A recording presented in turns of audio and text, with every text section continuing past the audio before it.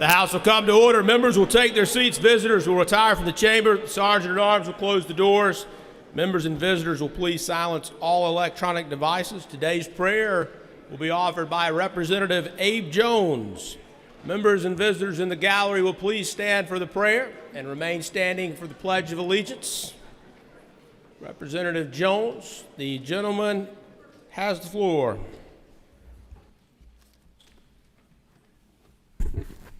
Good morning. Just briefly, I'm going to read 3 verses of Scripture and I'm going to pray. Let not mercy and truth forsake thee. Bind them about thy neck and write them upon the table of thine heart. So shalt thou find favor and good understanding in the sight of God and man. Trust in the Lord with all thy heart and lean not unto thine own understanding. In all thy ways acknowledge him, and he shall direct thy path. Let us pray. Heavenly Father, as we come to this, down to the end here, and we're going to take a little break, we ask that you guide us on this last day, that you give us insight as we consider the law, and that you give us courage to do what we feel is the right thing. And we also ask that you will give us the traveling mercies as we head home. Everyone who has to travel far and wide, that you will give them traveling mercies. In this ask in your holy name, amen. The United States of America, and to the republic for which it stands, one nation, under God, indivisible, with liberty and justice for all.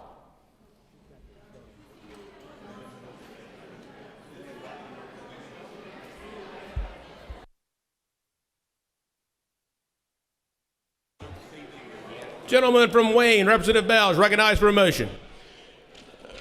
Mr. Speaker, the Journal for June 25th has been examined and found to be correct. I move it be approved as written. Representative Bell moves the Journal for June 25th be approved as written. All those in favor will say aye. Aye.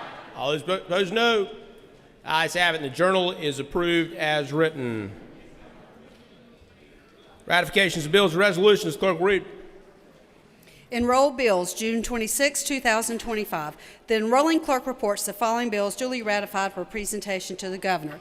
Senate Bill 125, an act to reorganize Chapter 115D of the General Statutes and make necessary conforming changes et al. Senate Bill 133, an act to provide for the State Board of Community Colleges to solicit a learning management system for all community colleges et al. Senate Bill 227, an act to demonstrate the General Assembly's intent that students, teachers, administrators, and other school employees recognize the equality and rights of all persons and to prohibit public school units from promoting certain concepts that are contrary to that intent.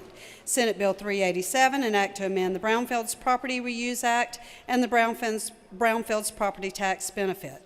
Senate Bill 472, an act to make various changes to the process for 401 water quality certifications issued by the Department of Environmental Quality et al. Senate Bill 558, an act to demonstrate the General Assembly's intent that students, professors, administrators, and other employees of public institutions of higher education recognize the equality and rights for all persons and to prohibit public institutions of higher education from promoting certain concepts that are contrary to that intent.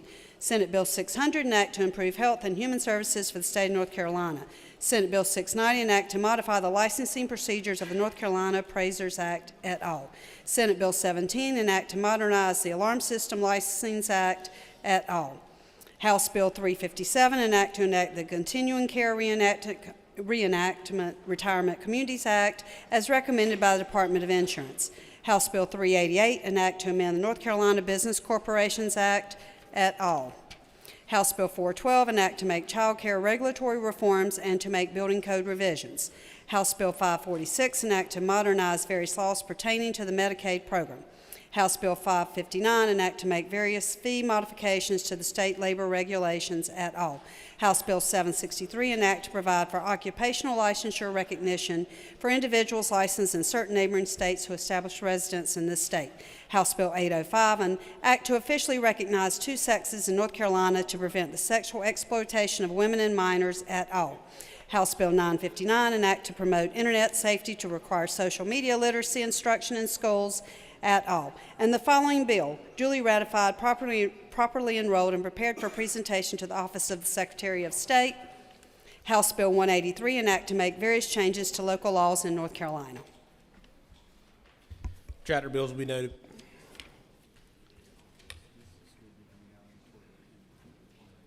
Members, we have a number of guests with us today. We'll go ahead and recognize, upon motion of the members from Gaston County, Representative Torbitz, Loftus, and Hastings, the chair is happy to extend the courtesies of the gallery to John Hauser, president of Gaston College. If you're with us today, if you will, please stand so we can recognize you. Thank you for being with us.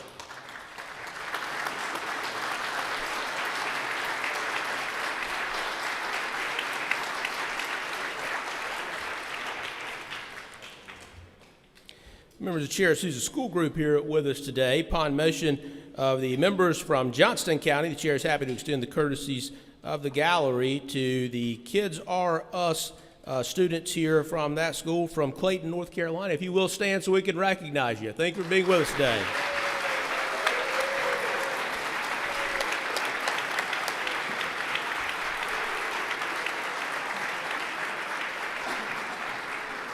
We do have an honorary page as well. The chair is happy to appoint Delina Dry of Cabarrus on behalf of Representative Almond to serve as an honorary page today. Delina, if you will stand so we can recognize you. Thank you for being with us and serving as a page today.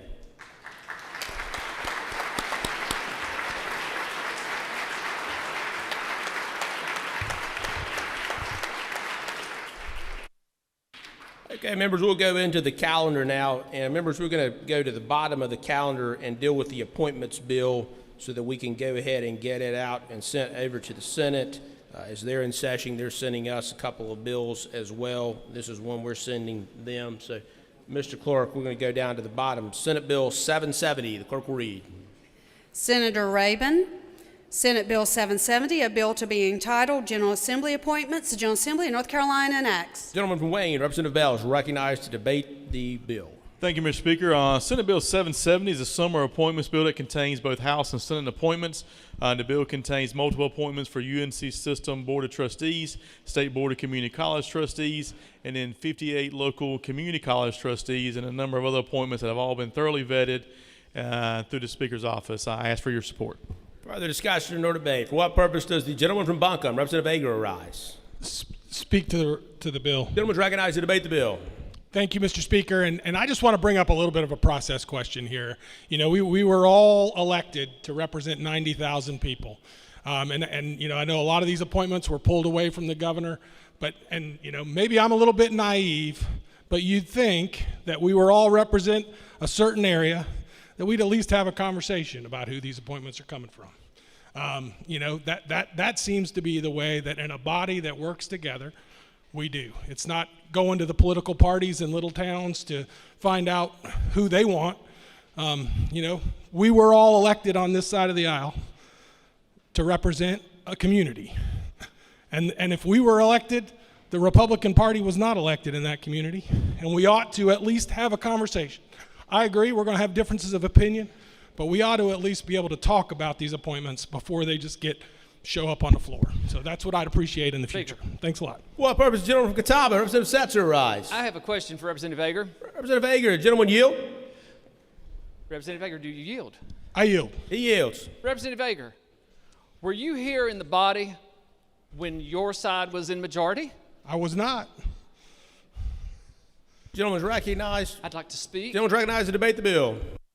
I was here in the deep minority, and I can assure you, when I sat in seat 117, we were never asked anything. Opinion on the budget, opinion on appointments. We were never given courtesy of any of that. I lived through it. This is not new. Matter of fact, y'all may have taught us how to do this. Speak to the bill, Mr. Representative Ager from Buncombe is recognized to debate the bill a second time. I appreciate that and certainly understand, but it's been a long time now, and maybe we ought to reconsider, come together, talk to each other, and do it a little better in the future. That's my only point. Chair sees lots of lights on for an appointments bill. Great start to the day, it looks like. The chair will go ahead and recognize these folks. Chair will note that members at all times are certainly welcome to submit any proposed names for appointments. We do an appointments bill every session. You're welcome to submit those or not. For what purpose? The gentleman from Wayne, Representative Bell, rise. Speak on the bill a second time. Gentleman recognized to debate the bill a second time. And I wish I hadn't turned my light on, but it was already on when the speaker made his comments, and that's correct. I know we've reached out to a number of people through the speaker's office and the work they've done to get input information. If you look at this bill and go through it, there's both Republicans and Democrats and unaffiliated and multiple people from different backgrounds, all different walks of life that want to help serve different parts of the state. And so I welcome any ideas. I will continue to accept any recommendations that both sides of the aisle have, like we've done this last time. And the great thing is that there's more appointments to come. So if you have ideas or qualified people that may want to serve in those positions, please reach out to us. I'll make sure they get to the speaker's office, and we'll vet them thoroughly. Thank you. Further discussion or debate? Seeing none, the question for the House is the passage of the House Committee Substitute to Senate Bill 770 on second reading. All those in favor will vote aye. All those opposed will vote no. The clerk will open the vote.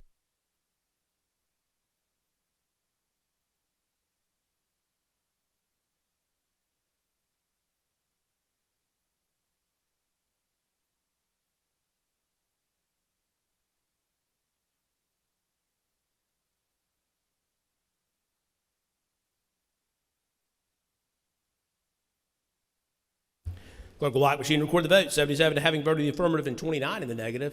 House Committee Substitute to Senate Bill 770 having passed its second reading and without objection will be read a third time. The General Assembly of North Carolina enacts. Question for the House is the passage of the House Committee Substitute to Senate Bill 770 on its third reading. All those in favor will say. Chair, out of an abundance of caution and benevolence, is for what purpose the gentleman from Chatham, Representative Reeves, rise. Just a quick question of Speaker Setzer. Representative Sasser, gentleman yield? It'll be my pleasure. He yields. Real question. So some of those folks that you spoke about, I think got moved to an 8x8 room. Am I correct? What? I beg your pardon? Some of the folks that you spoke about to Representative Ager got moved to an 8x8 room at some point in time in their careers. Is that correct? I'm not over facility management, and I don't have a tape measure, so I don't go around measuring the offices. Okay. Then I will just comment. Thank you. Gentleman to recognize and debate the bill. I will remind folks here, because I have to hear this usually about once a year, that some of the folks y'all are mad at, they went to jail. So one of two things. If your suggestion is then when people do that to us, that we advocate for them to go to prison, I mean, I think that's drastic. Or we can say, they're not here anymore. We're the ones that are here, and I have a lot of respect and have enjoyed serving with you, and I think you guys have the ability to be a lot nicer and a lot better, so that if things ever flip, we will remember with kindness and love and joy how we were treated, and we will make sure to extend the same courtesy. So thank you. Thank you, Mr. Speaker. Chair would note there are a couple of 8x8 offices around here available for folks as well. That guy's gone too. Amen. Further discussion or debate? Seeing none, the question for the House is passed with the House Committee Substitute to Senate Bill 770 on its third reading. All those in favor will say aye. All those opposed, no. The ayes have it, and the House Committee Substitute to Senate Bill 770, having passed its third reading, will be ordered sent to the Senate. Senate Joint Resolution 768. Clerk will read. Senator Rabin, Senate Joint Resolution 768, a resolution relating to the appointment of Kenneth L. Goodman to the North Carolina Industrial Commission. The Senate resolves, the House concurs. Gentleman from Wayne, Representative Bell, is recognized to debate the joint resolution. Thank you, Mr. Speaker. And members, this joint resolution is the reappointment of Ken Goodman. Mr. Goodman served 5 terms in the North Carolina General Assembly from 2011 to 2019. He was first appointed into the Industrial Commission in May of 2019, and I know of no opposition to his reappointment. I ask for your support.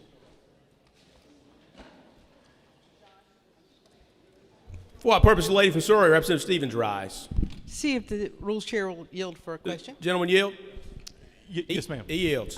And do you know what political affiliation Ken Goodman is? I'm going to have to run to the back to confirm, but when he served in the body, he was a Democrat member. For what purpose, the gentleman from Chatham, Representative Reeves, rise. Only to speak on the resolution. Surely we're not going to debate appointing a former Democratic member to this. There may be an amendment coming in from this side. Gentleman's recognized. Thank you. And yes, we're going. No, I'm not sure. No, I wanted to say thank you for this appointment, and I wanted to say a real thank you to Ken Goodman for continuing to serve in this capacity. He was an amazing member to serve with. I loved every minute. And we're really happy to see him, and so we do also advocate for this appointment. Thank you. For what purpose, the lady from Wake, Representative Ball, rise. To speak to the resolution. The lady's recognized to debate the resolution. Well, Leader Reeves just stole my comments. I wanted to also completely endorse this appointment. We miss Ken Goodman, and we wish he was still here, but we appreciate the service that he has and welcome him to continue. Thank you. For what purpose does the gentleman from Richmond, Representative Moss, rise? Speak to the resolution. Gentleman's recognized to debate the resolution. I would like to echo what's been said by all the members before me. Ken Goodman's a great guy. Known him my whole entire life and his family, just great people. And I'm really proud to stand up and say I support this resolution. And I also understand now, sir, why you went to the Industrial Commission and chose to leave these chambers.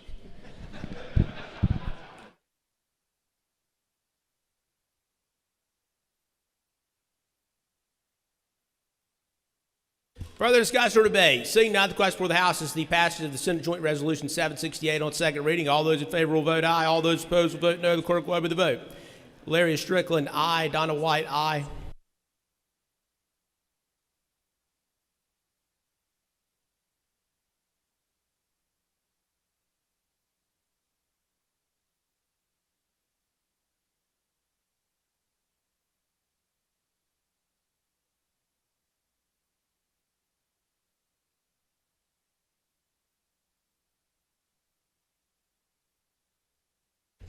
Representative Miller,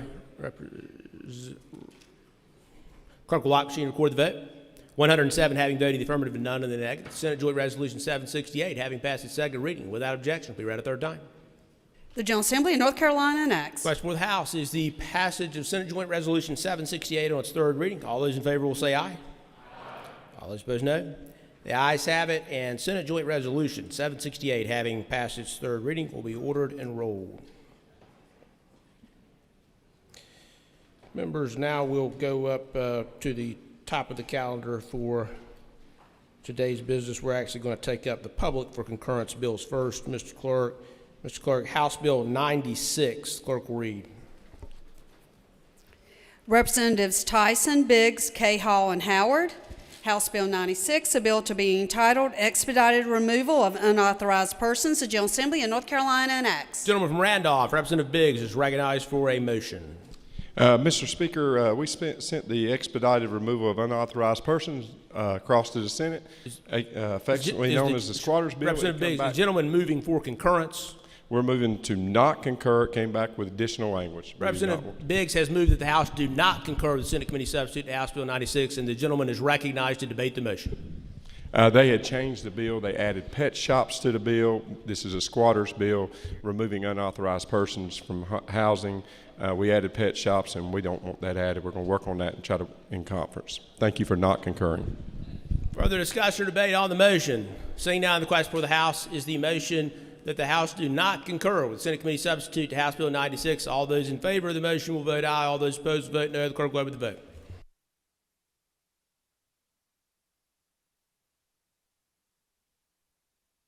Strickland, aye.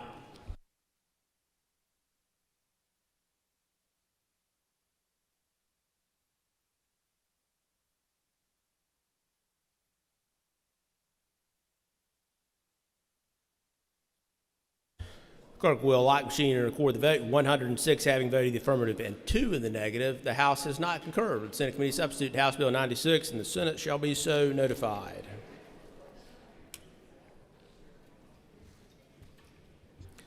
Members, the chair is going to skip down a little bit on the calendar. Mr. Clerk, House Bill 210. The clerk will read. Representatives Penny and Wheatley, House Bill 210, a bill to be entitled Perpetual Care of Certain Cemeteries, the General Assembly of North Carolina enacts. The lady from Cumberland, Representative Wheatley, is recognized for a motion. Thank you, Mr. Chairman. We ask that you concur. Push that green light. Representative Wheatley has moved that the House do concur with the Senate Committee Substitute to House Bill 210. Further discussion or debate? Seeing none, the question for the House is the motion to concur with the Senate Committee Substitute to House Bill 210. All those in favor will vote aye. All those opposed will vote no. The clerk will open the vote. Blackwell, aye. Sheetzold, aye.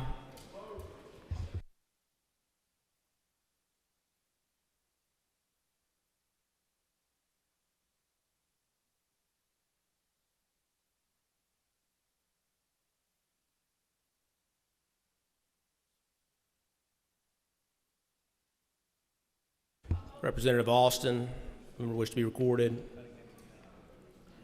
Representative Cunningham, aye. Clerk will lock machine and record the vote. 108 having voted the affirmative and none in the negative. The House has concurred.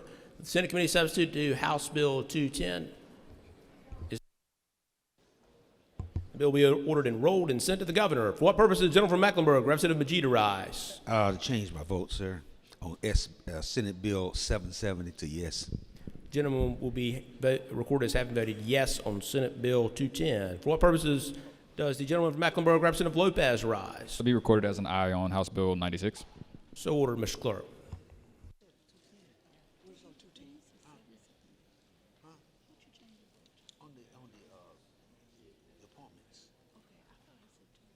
He said 210. I said 770. He did that. For what purpose does the gentleman from Mecklenburg, Representative Majid, arise? I think that was Senate Bill 770. You said 210? Gentleman wish to be recorded as having voted aye on Senate Bill 770. Yes, sir. So ordered, Mr. Clerk. Thank you.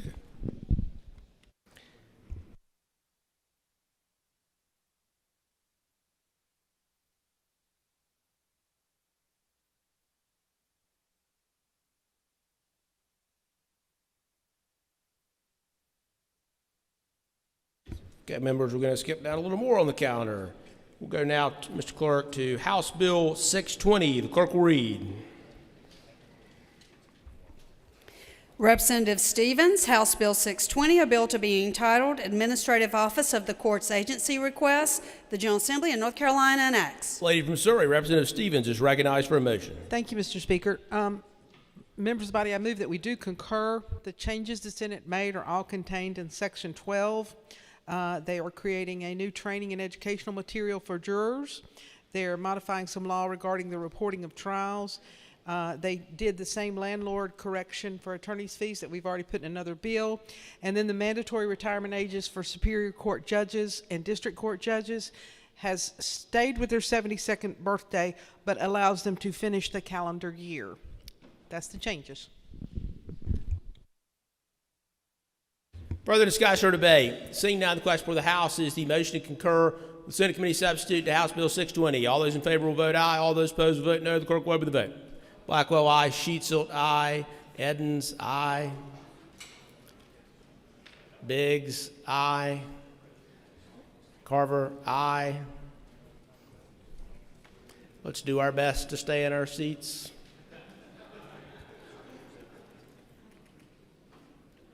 Representative Howard, lady wish to be recorded. Strickland, aye. Clerk will lock machine and record the vote. 107 having voted in the affirmative and none in the negative. The House has concurred with the Senate Committee Substitute to House Bill 620. The bill will be ordered and rolled and sent to the governor. House Bill 694, the clerk will read. Representatives Warren and Ross, House Bill 694, a bill to be entitled Regional Water Study Interbasin Transfer basin, total maximum daily load. The General Assembly of North Carolina enacts. Gentleman from Rowan, Representative Warren is recognized for a motion. Mr. Speaker, I move to concur. Representative Warren moves that the House do concur with the Senate Committee substitute to House Bill 694. The gentleman is recognized to debate the motion. Please concur. For what purpose does the gentleman from Buncombe, Representative Agar, rise? Speak to the motion. The gentleman is recognized to debate the motion. Thank you, Mr. Speaker, and I would just encourage my colleagues to vote against the motion to concur. I think this is going to create some real problems in the midstream of the Neuse River, as well as some questions about moving water around without really thinking about it in some of the sub-basins. So I would encourage my colleagues to vote against the concurrence resolution. Further discussion or debate? Seeing none, the question before the House is the motion that the House do concur with the Senate Committee substitute to House Bill 694. All those in favor will vote aye. All those opposed will vote no. The clerk will open the vote.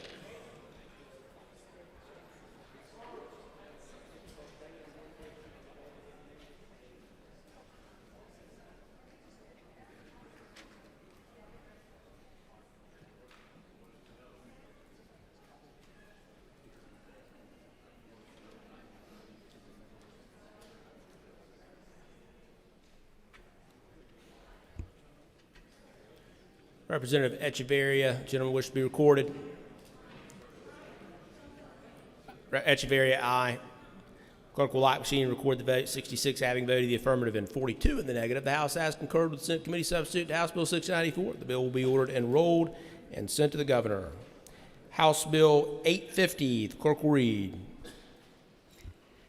Representatives Adams, Blackwell, Setzer, and Green. House Bill 850, a bill to be entitled Interbasin Transfer Moratorium Study. The General Assembly of North Carolina enacts. The gentleman from Catawba, Representative Adams, is recognized for a motion. Make a motion to concur. The gentleman moves that the House do concur with the Senate Committee substitute to House Bill 850, and the gentleman is recognized to debate the motion. This passed the House 108 to 1 in May 6th, went to the Senate, and the only change was a date change, miraculously. So ask for your green vote. Further discussion or debate? Seeing none, the question for the House is the motion that the House do concur with the Senate Committee substitute to House Bill 850. All those in favor will vote aye. All those opposed will vote no. The clerk will open the vote.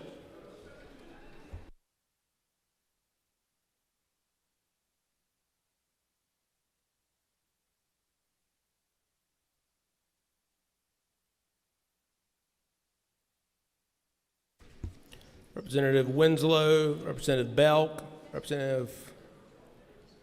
members wish to be recorded. Clerk will lock machine and record the vote. 105 having voted in the affirmative and 1 in the negative. The House has concurred with the Senate Committee substitute to House Bill 850. The bill will be ordered and rolled and sent to the governor. House Bill 992, the clerk will read. Representatives Cairns, Tyson, Ross, and Winslow. House Bill 992, a bill to be entitled Timeshare Foreclosure, Paternity Matters. The General Assembly of North Carolina enacts. Lady from Carteret, Representative Cairns, is recognized for a motion. Yes, sir. I move to concur. Lady has moved that the House do concur with Senate Committee substitute number 2 to House Bill 992, and the lady is recognized to debate the motion. Thank you, Mr. Speaker.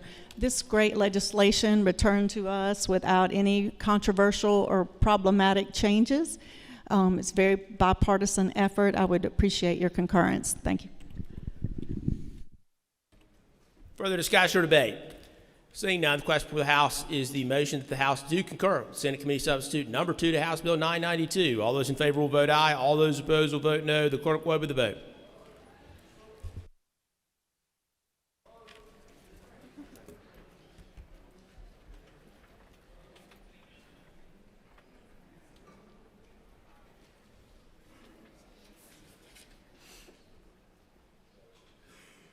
Clerk will lock machine and record the vote. 108 having voted the affirmative and none in the negative. The House has concurred with the Senate Committee substitute number 2 to House Bill 992. The bill will be ordered and rolled and sent to the governor. Yes, sir.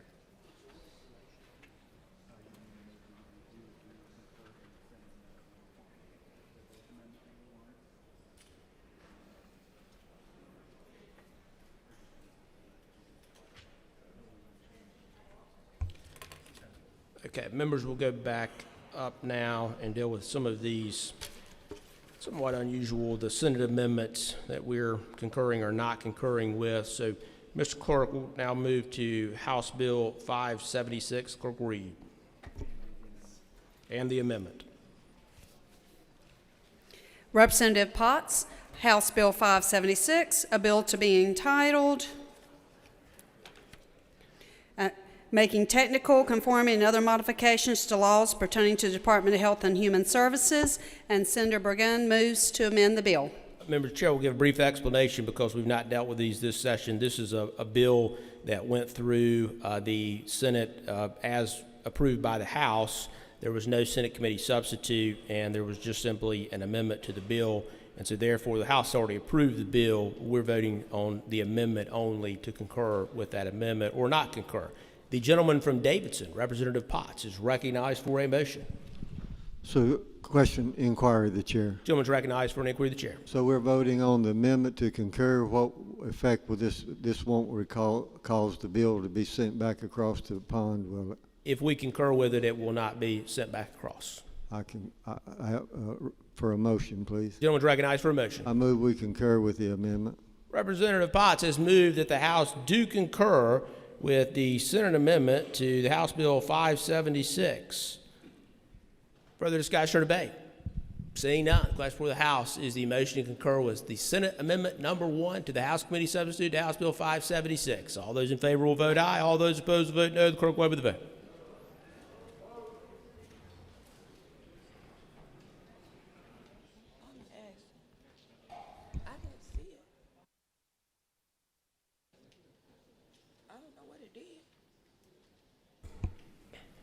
Clerk will lock machine and record the vote. 108 having voted in the affirmative and none in the negative. The House has concurred with the Senate Amendment number 1 to the House Committee substitute to House Bill 576. The bill will be ordered, enrolled, and sent to the governor.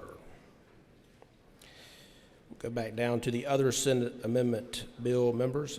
House Bill 1003. The clerk will read. And the amendment as well, please. Representatives B. Jones, Miller, Purtle, and Colvin. House Bill 1003, a bill to be entitled Board of Funeral Service Modifications. The General Assembly of North Carolina acts, and Senator Hayes moves to amend the bill. Gentleman from Brunswick, Representative Miller, is recognized for a motion. Thank you, Mr. Speaker. We're addressing the amendment first, correct? That's right. And again, this is another one of those bills that there was no Senate committee substitute. So the gentleman either approves or disapproves of the amendment as written because the bill has been passed by the House. The gentleman's recognized for a motion. Thank you, sir. Make a motion to approve, concur. Representative Miller has moved that the House do concur with the Senate Amendment number 1 to the House Committee substitute to House Bill 1003. Further discussion or debate? For what purpose is the lady from New Hanover, Representative Butler, rise? Inquiry of the chair. Ladies recognized for an inquiry of the chair. Mr. Speaker, I would just like to understand, I don't recall us doing it this way ever before. Could you give us a little tutorial about mechanically what we're doing? Sure. So in the past, we have done this before when we get down to this part of session. So essentially, this was a House bill that made its way through all the committees in the Senate without amendment, and then ultimately was amended on the floor, which means there was never a Senate committee substitute, and the Senate can't amend a House committee substitute that's been sent over there. Why that's the case, a question for nodal scholars on parliamentary procedure. I'm not sure it's necessary, but that's the way we've done it in the past. Ladies recognized. So the Senate couldn't get their act together to amend it in any of their committees, but thought of it in the 11th hour so as to make more work for us. Is that what I understand? No real surprise there, Representative Butler. What purpose, the lady from Mecklenburg, Representative Cunningham, rise. Thank you, Mr. Speaker. The amendments, we are voting for them, but nobody's explaining what the amendments are doing. So for me, I would like to know what the amendment is doing. Thank you. Gentleman, for what purpose, gentleman from Avery, Representative Green, rise. Mr. Speaker, notwithstanding the unusual circumstance about the amendment, and without having spoken with Senator Hayes, we share a portion of a district that had 2 funeral homes damaged during Hurricane Helene, and I think it's probably trying to address an issue there. What purpose does the gentleman from Brunswick, Representative Miller, rise? To echo exactly what Representative Green said. Thank you. Further discussion or debate on the motion? Seeing none, the question for the House is the motion to concur with the Senate Amendment Number 1 to the House Committee Substitute to House Bill 1003. All those in favor will vote aye. All those opposed will vote no. The clerk will open the vote.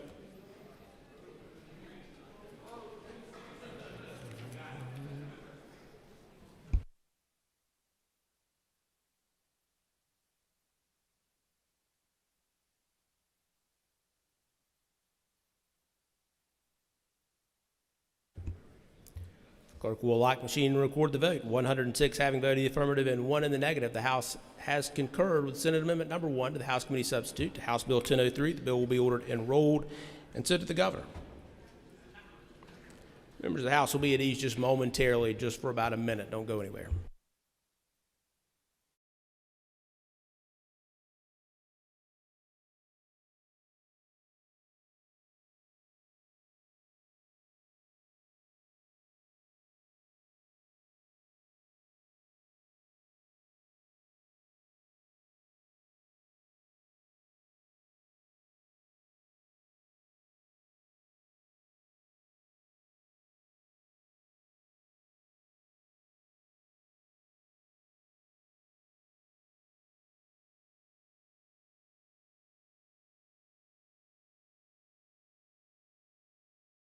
The lady from Mecklenburg, Representative Belker, rise. Can I please be recorded as a yay on HB 1003? Lady will be so recorded. Thank you.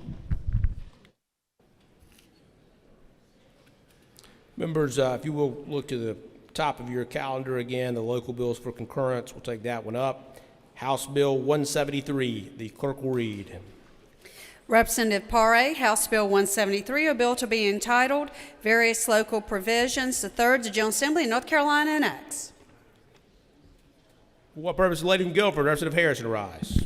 To briefly debate the motion? Ladies, Yeah. ladies recognized to debate the motion on third reading. Thank you. Ladies and gentlemen of the House, just a reminder, that this bill contains a provision that was added in the Senate that affects Olmsted Park, RDU authority, a quarry, extending a lease, doubling the 40-year lease. And I think it's problematic. We're hearing lots from the public about how problematic this is, so I encourage you to vote no. Thank you. And members, we actually do need a motion. So the lady from Wake, Representative Paré, is recognized for a motion. Thank you, Mr. Speaker. I move that we vote green on this. Representative Paré has moved that the House do concur on third reading with the Senate Committee Substitute Number 2 to House Bill 173. Further discussion or debate? Seeing none, the question for the House is the motion to concur on third reading with the Senate Committee Substitute Number 2 to House Bill 173. All those in favor will vote aye. All those opposed will vote no. The clerk will open the vote.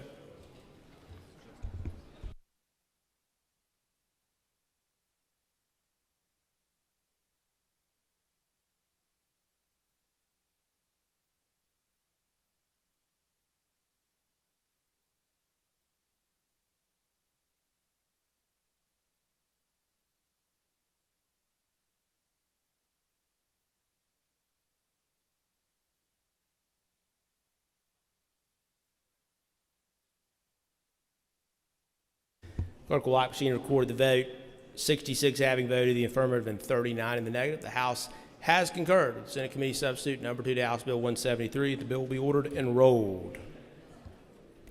House Bill 171. The clerk will read.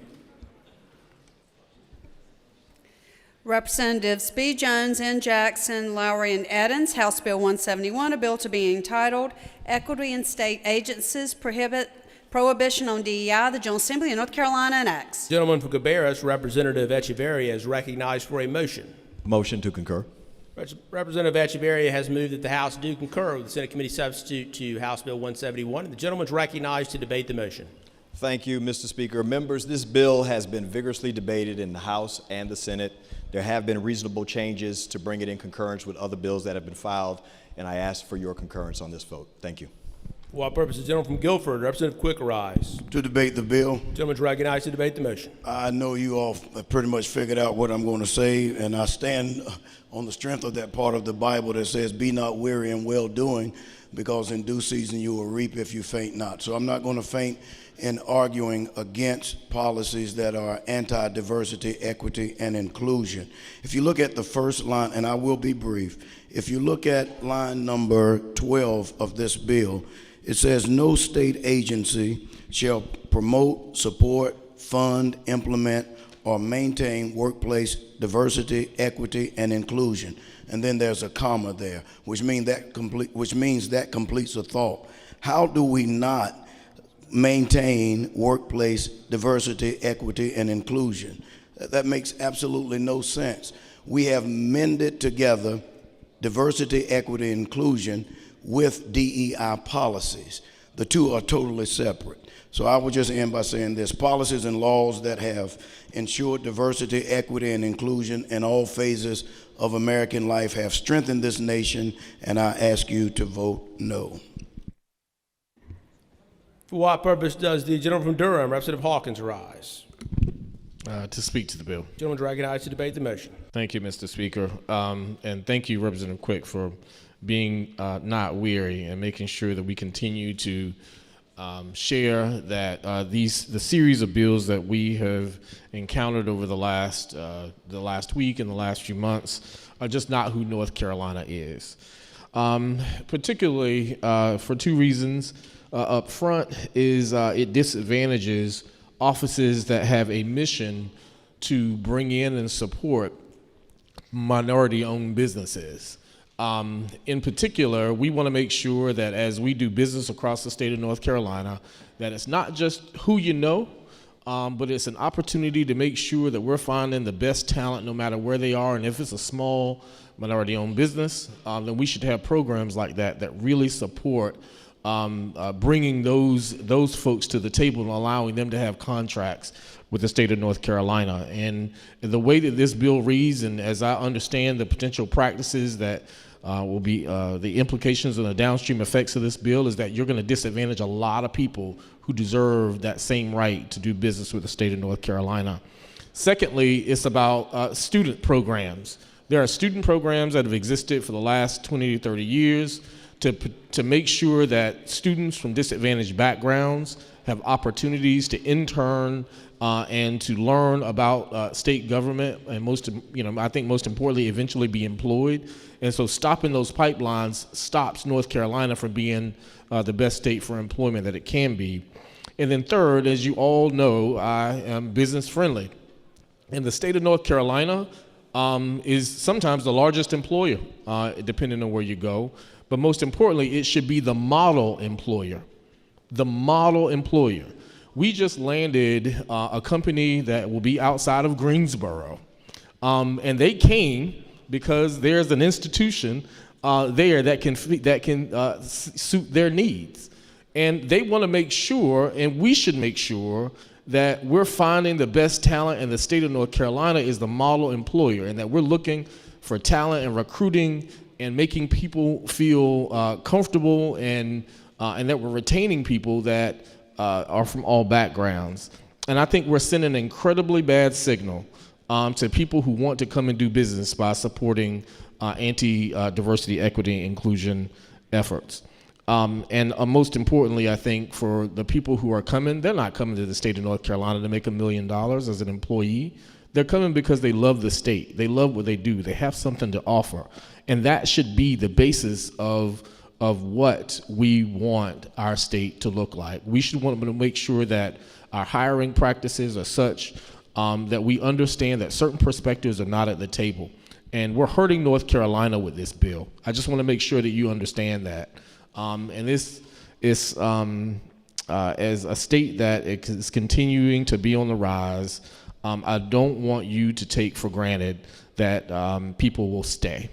Not only will they not stay with the state of North Carolina, businesses are not married to the state of North Carolina, and we have had some in our state that have left. And if we don't get our act together and stop trying to nationalize and stand with anti-DEI efforts that are happening from the White House, we will destroy the state of North Carolina and the talent base that we have. That is a warning, and that is from someone who is very business friendly, who will do anything to make sure that we employ people, but it has to be done the right way. And at the end of the day, we're the state of North Carolina. We are not Arizona. We're not Florida. We're not D.C. We're not 1600 Pennsylvania Avenue. We are the great state of North Carolina, and we always need to do what's best for us. Thank you, Mr. Speaker. For what purpose does the gentleman from Cabarrus, Representative Echeverria, rise? Oh, no, excuse me. For what purpose does the gentleman from Guilford, Representative Quick, rise? To briefly to speak to the bill a second time. Gentleman's recognized to debate the motion a second time. And the only reason I stand is to add an amendment to what my dearly beloved brother, Representative Hawkins, said, and to identify not only the company, but also the institution. Jet Zero came to Greensboro, North Carolina, promising billions of dollars and thousands of jobs. And one of the reasons they said they came to Greensboro is because of North Carolina Agricultural and Technical State University, the #1 HBCU in the nation, right here in the state of North Carolina. This harms efforts like that. Thank you very much. Please vote no. For what purpose does the gentleman from Union, Representative Arp, rise? Speak to the bill. Gentleman's recognized to debate the motion. What I'd also like to remind our colleagues is that, quite frankly, and I'll just read for you about the Minority Business Participation Program. It says it must be able to survive judicial scrutiny if challenged in court. And this was written by the North Carolina School of Government back in 2013. And it says this, is that these classifications are subject to different levels of judicial scrutiny under the Equal Protection Clause. When a government uses racial classification, that classification is subject to strict scrutiny and evidentiary standard of review. Strict scrutiny is applied even if race-based programs merely establish aspirational goals as opposed to quotas or set-asides. That race is the basis of the classification is sufficient to trigger the highest level of scrutiny. And it goes on and it says, in order to satisfy that, you have to satisfy demonstrating a compelling interest in remedying past effects. It cannot be ongoing. And this is a reason to end these preference that discriminate against all businesses there, and that we are not following in compliance with well-established law. For what purpose does the lady of New Hanover, Representative Butler, rise? To speak on the bill.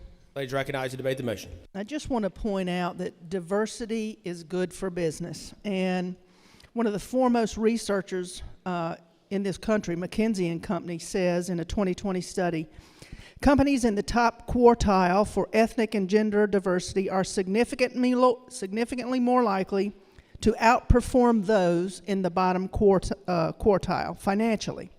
Companies with more than 30% women are more likely to outperform those with fewer ethnic and cultural diversity on executive teams correlate with profitability. So business likes diversity. We should too.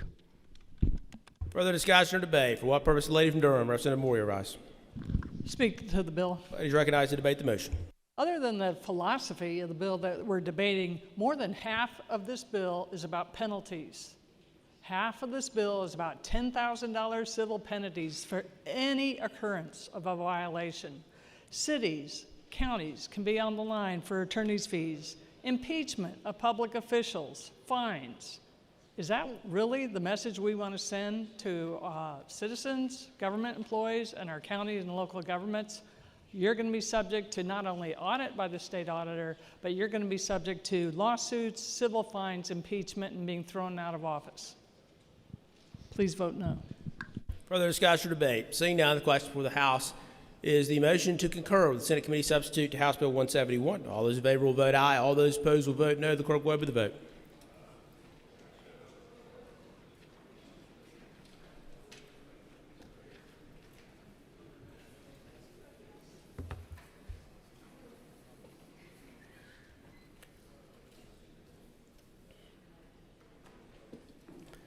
Clerk will lock the machine and record the vote. 61 having voted in the affirmative and 47 in the negative. The House has concurred with the Senate Committee Substitute to House Bill 171. The bill will be ordered enrolled and sent to the governor.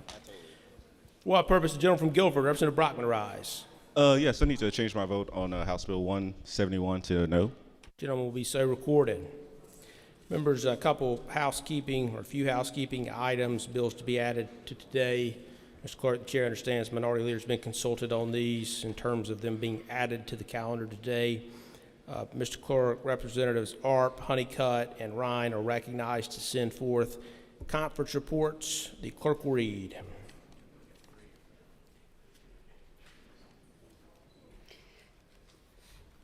House Bill 23, Conference Report. To the President of the Senate, Speaker of the House of Representatives. The conferee is appointed to resolve the differences between the Senate and the House of Representatives on House Bill 23, a bill to be entitled an act to allow Stanley Community College to operate an off-main campus culinary program, to authorize the Gullah Geechee Heritage Trail in Brunswick County, to provide for the transfer of state property to the town of Burgal, to authorize the addition of the South Fork Passage State Trail to the state park system, and to codify the Lake Norman Marine Commission. Senate State and Law Government Committee, substitute adopted 52225, third edition, engrossed 6425. The following report.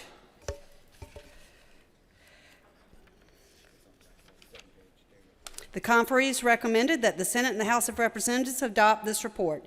Date conferees approved the report June 26, 2025. Conferees for the Senate: Senator W. Ted Alexander, Senator Vicky Sawyer. Conferees for the House of Representatives: Cody Honeycutt, Chair, Representative Mitchell S. Setzer, and Representative Heather Ryan. Calendar for today, Mr. Clerk.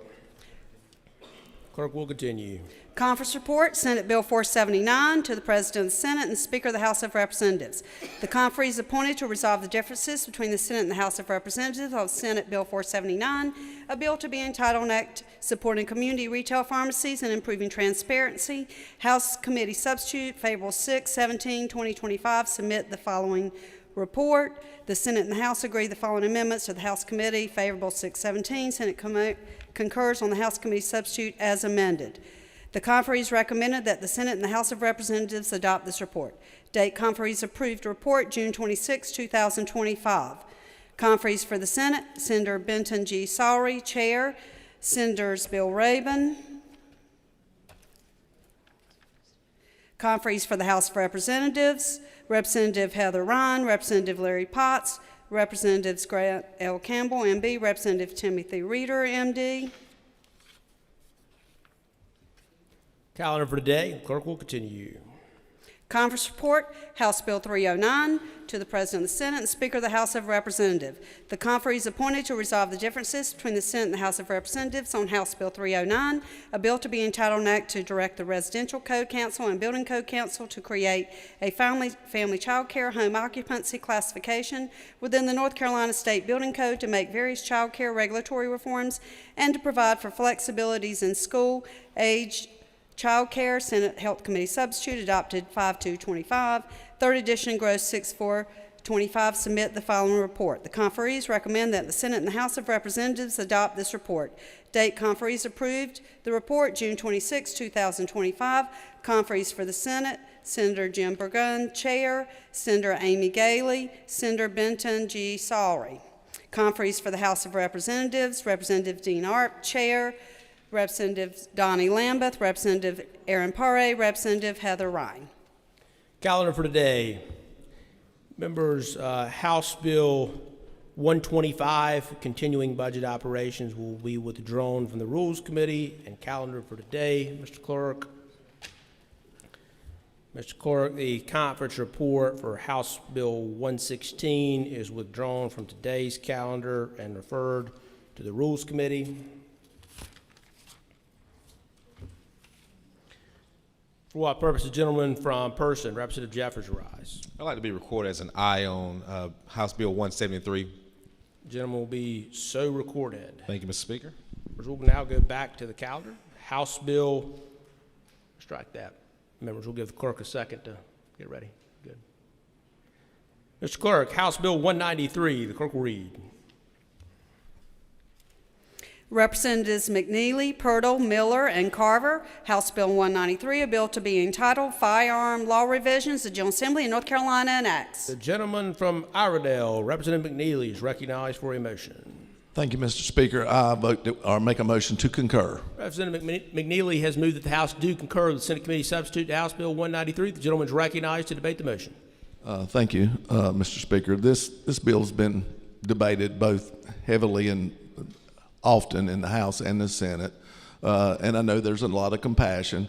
And after talking with some of my fellow representatives on the other side, we have come to an agreement on the grammar and the no misspellings. That's about as far as we've got.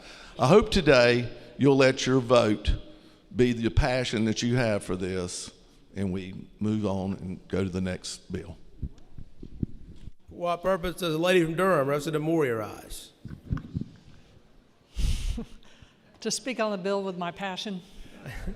The lady beat the chair to it. The lady's recognized. Okay, the usual suspect is up again. We have debated this bill a lot, and I will just emphasize this bill will allow firearms to be brought on private school campuses. If the person is a teacher, a volunteer, an employee who has permission by the school administrator. Common sense tells you bringing more guns into schools where there are children can only give the probability there will be more accidents. And if there is a problem, if law enforcement does come in, how will they determine who's the good guy, who's the bad guy, if every employee and volunteer in that school has a gun that's been drawn? This puts kids at risk. It puts everyone at that school at risk. I think it defies common sense. It defies public concern. Please vote no. For what purpose does the lady from Mecklenburg, Representative Cunningham, rise? To speak to the bill. Ladies recognized to debate the motion. Thank you, Mr. Speaker. Several years ago, after we had the first shooting in the state of North Carolina on one of our campuses, we did a school safety, and I think Representative Torbett was the chair of it, and we traveled all across the state in small counties, not urban counties. And one of the things that came up was that sometimes, and I'm just sharing this, I'm not trying to tell y'all what to do about your vote, but I want to share what I found out as I traveled with them, is that if you were in maybe like Black Mountain or another part of the state up in Asheville, that sometimes it would take maybe 45 minutes for the officers to get there. And that was a big concern because of that. And so I'm not totally against what this does, because the reality was that in Asheville, they actually put inside of the school, the North Carolina State University up there, put inside of the school their social work and everything inside of the school that made it more available to the students. But the travel time was very significant for the officers to get to the locations and to save a life, because it could have been up to 45 minutes for them to cross the county. So I'm just sharing the information. Thank you, Mr. Speaker. Further discussion or debate?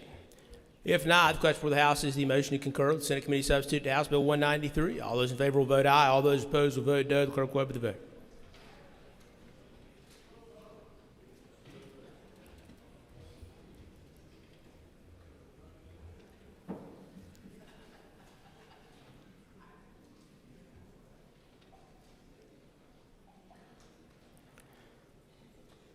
Clerk will lock machine and record the vote. 61 having voted in the affirmative and 46 in the negative. The House has concurred with the Senate Committee substitute to House Bill 193. The bill will be ordered and enrolled and sent to the governor.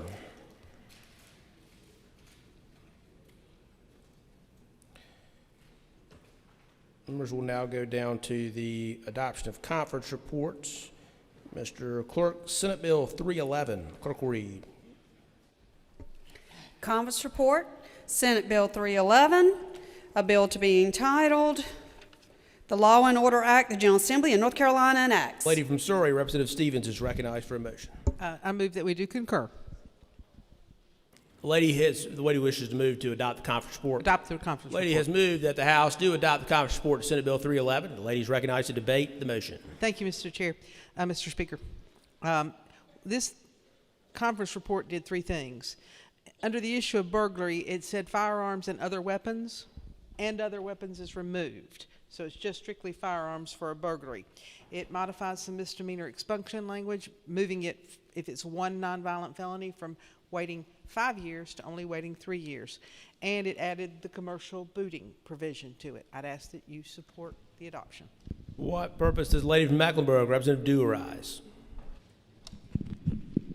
I think that this is overall a really good bill and takes care of a lot of things. Ladies recognized to debate the motion. Oh, yep. Thank you. Recognize to debate the motion. I think that overall this is a really good bill. I will say one of the issues that I do intend to support it, but reluctantly, is having worked with the Clergy Coalition for Justice in the midst of protest to create space and safety between officers and between protesters. I'm not quite sure that there's more teeth that's needed for the protesters as much as there is for de-escalation. I've unfortunately been present when protesters were shot and killed, and then I have also been there for our officers who were hurt. And so what I would love to see more of out of this body and others is how we truly avoid actual violence. And so I think the letter of this sounds great. I'm concerned about the spirit of it. So I will be supporting it, and I hope we can do more for actual community safety. Further discussion or debate? Seeing none, the question for the House is the motion to adopt the conference report to Senate Bill 311. All those in favor will vote aye. All those opposed will vote no. The clerk will open the vote.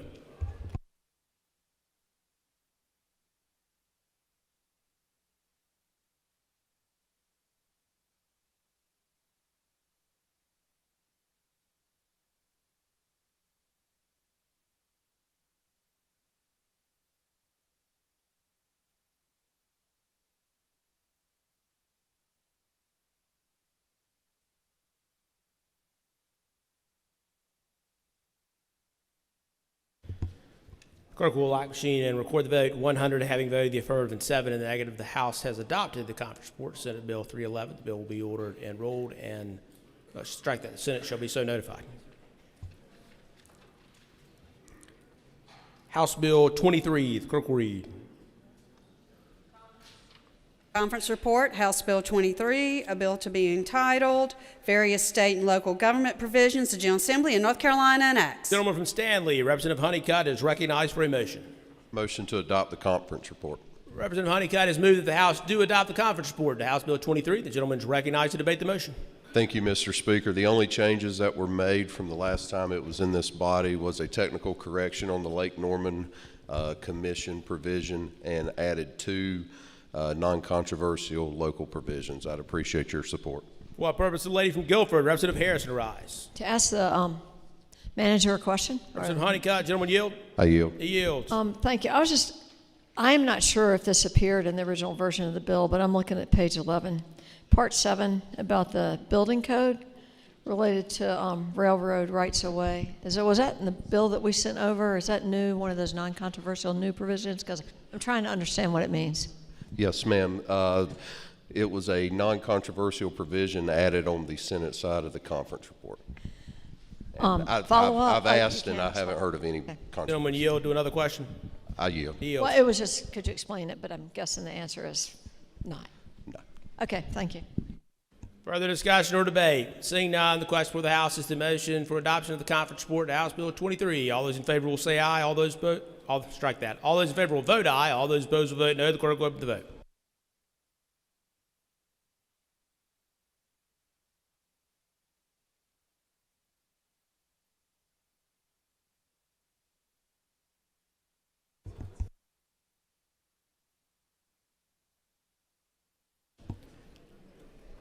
Representative Warren, the gentleman should be recorded. Clerk will lock machine and record the vote. 105 having voted the affirmative and 2 in the negative. The House has adopted the conference report to House Bill 23. Senate shall be so notified.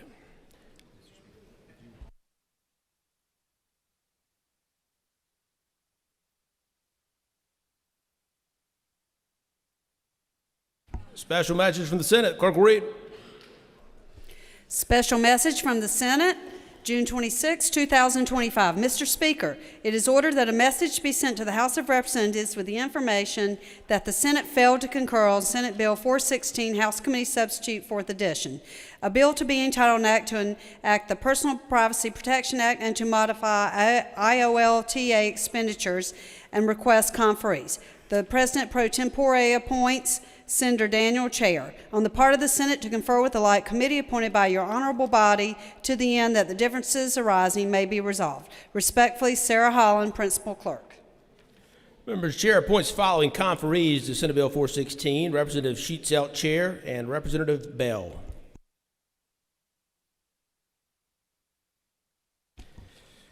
Senate Bill 479, the clerk will read. Conference report, Senate Bill 479, a bill to be entitled Script Act, the General Assembly of North Carolina enacts. Lady from Lincoln, Representative Ryan, is recognized for a motion. Thank you. I move that we adopt the conference report. Representative Ryan has moved that the House do adopt the conference report of Senate Bill 479. The lady is recognized to debate the motion. Thank you, Mr. Speaker. Today is a big day for North Carolina. The piece of legislation before you is the effort of so many. And I would like to thank my colleagues in this room that have helped with this legislation, as well as the countless pharmacists across the state that have advocated for PBM reform. I would also like to thank my amazing L.A. Jennings, who has helped keep me sane as I have worked on this. Thank you to Senator Sawry for his diligence to this matter and being so great to work with through this process. This bill ensures a patient's right to use their pharmacy of choice. It provides transparency for pharmacy services administrative organizations, otherwise known as PSAOs, that act on behalf of community pharmacies. This bill demands transparency and accountability for the middlemen, otherwise known as PBMs or pharmacy benefit managers. This transparency and reporting of spread pricing will ensure our employers across the state that offer health benefit plans to their employees know what they are getting. This bill prevents a PBM from requiring independent pharmacies to accept contracts that would reimburse them less than the acquisition cost of the drugs or services they provide. This bill also strengthens audit protections for pharmacies. It also ensures that any pharmacy in this state will not be reimbursed at an amount less than the PBM reimburses their affiliate pharmacy for the same service or prescription drug. For you, as a consumer, what does this mean? It means better access to health care with less community pharmacies closing their door. It means tightening the reins and exposing the PBM middlemen that lead to higher drug costs and higher insurance premiums in this state. It means your employer will now see facts that allow them to carry out their fiduciary responsibility to you of managing their pharmacy benefit network. Just a few miles up the road, North Carolina is home to my alma mater, the UNC School of Pharmacy, which was recently ranked again as the #1 school of pharmacy in the nation. This state is producing some of the best minds in pharmacy. It is absolutely the right thing to do to advocate for, protect, and defend what we invest so much in and work so hard in this state to produce. This legislation is doing just that. And again, this is a big day for North Carolina. I am thankful to have been just a small part of it, and I ask for your support on this legislation. For what purpose, the lady from Wake, Representative Crawford, to rise. To speak to the bill. Ladies recognized to debate the motion. Thank you, Mr. Speaker. I rise today and very much in support of this bill. I think I have voted against every PBM bill that's come through this body so far, but I want to thank Representative Ryan for her very hard work in reaching what I think is a great compromise. In North Carolina, we have some of the most expensive healthcare costs in the nation, and I stand firmly in belief that healthcare is a right, not a privilege, and we should be doing everything we can to, most importantly, lower costs for our consumers, lower costs for the people in North Carolina. This bill does that. It does the things that Representative Ryan let us know it does. It enhances transparency, it supports our independent pharmacists and our rural communities, and it, most importantly, lowers drugs for the people of this state, lowers drug costs for the people of this state. Thank you. Please vote green. Further discussion or debate? Seeing none, the question for the House is the motion for adoption of the conference report, Senate Bill 479. All those in favor will vote aye. All those opposed will vote no. The clerk will open the vote.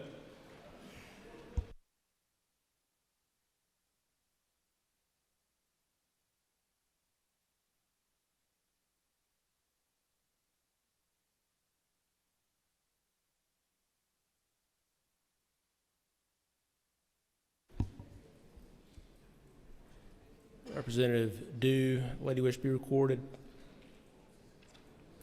Clerk will lock machine record the vote. 106 having voted in the affirmative and none in the negative. The House has adopted the conference report to Senate Bill 479. The Senate shall be so notified.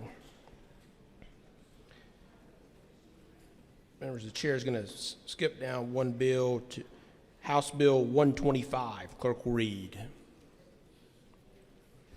Representatives Lambeth, Paré, Hall, and White, House Bill 125, a bill to be entitled Continuing Budget Operations, the General Assembly of North Carolina enacts. The gentleman from Forsyth, Representative Lambeth, is recognized for a motion. Thank you, Mr. Speaker, and I make the motion that we do not concur with the Senate bill.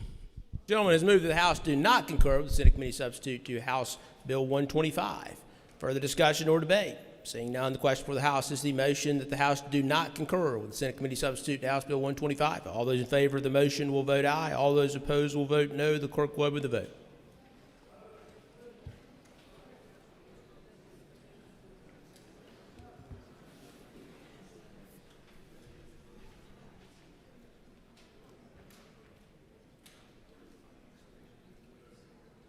Carson Smith, aye.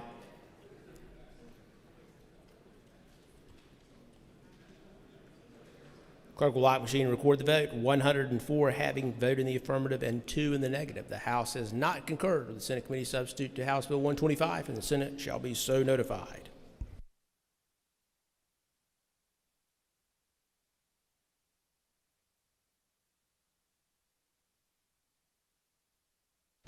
Members of the House will be at ease momentarily again just for about a minute, so don't go anywhere.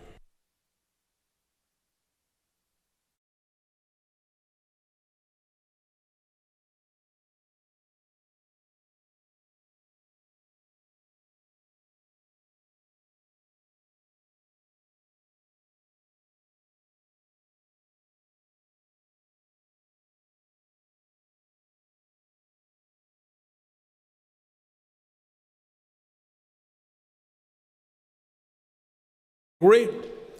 The following special message is received from the Senate. House Bill 948, Senate Committee Substitute, 5th Edition, a bill to be entitled an act to enact the projects for advancing vehicle infrastructure enhancements, PAVE Act, for concurrence in the Senate Committee Substitute. Calendar for today.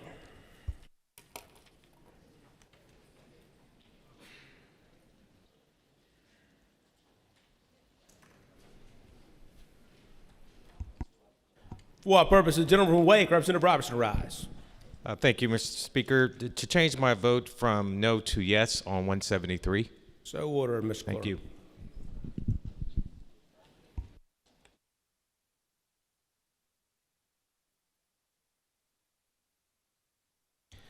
Okay, members, you should see House Bill 948, the PAVE Act that was just read in by the clerk on your dashboard now. The chair has it on the chair's dashboard. So we'll go ahead and handle that bill. Mr. Clerk, House Bill 948, the clerk will read. Representative Cotham, House Bill 948, a bill to be entitled the PAVE Act, the General Assembly of North Carolina enacts. The gentleman from Iredell, Representative McNeely, is recognized for a motion on House Bill 948, the PAVE Act. Thank you, Mr. Speaker. I move that we concur with the Senate bill. Representative McNeely has moved that the House do concur with the Senate Committee substitute to House Bill 948. The gentleman is recognized to debate the motion.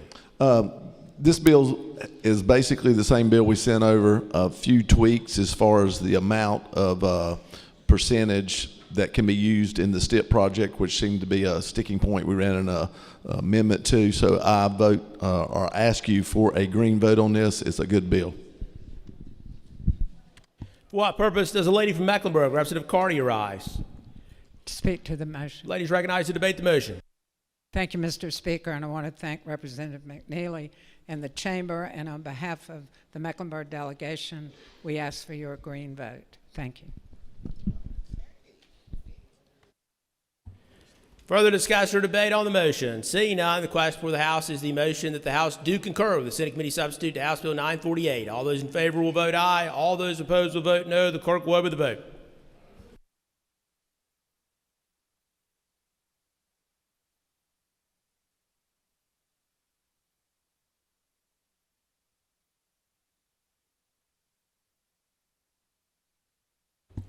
Representative Riddell, Jim wish to be recorded.